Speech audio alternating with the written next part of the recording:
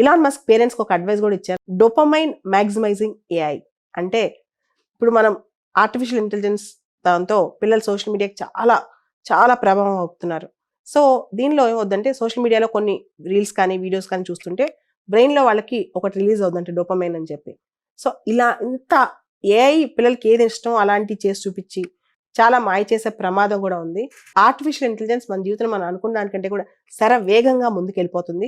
కొన్ని రోజుల్లో కొన్ని సంవత్సరాల తర్వాత మనిషికి అసలు జాబ్లే అవసరం లేదు, ఉద్యోగాలే ఉండవు. అయితే మరి మనుషులు ఎలా బతుకుతారు? డబ్బులు ఎక్కడి నుంచి వస్తాయి? మనందరం జాబ్స్ ఎందుకు చేస్తాం? జీతం కోసమే కదా. ఇక్కడ ఆయన ఒక ప్రపోజల్ చేశారు, యూనివర్సల్ హయ్యర్ ఇన్కమ్. కన్ఫ్యూజ్ అవ్వకండి, ఇది బేసిక్ ఇన్కమ్ కాదు, హయ్యర్ ఇన్కమ్.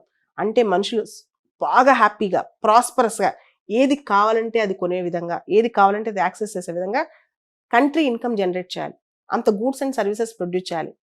కానీ ఇది ఎలా జనరేట్ చేయాలో ఆయన చెప్పలేదు.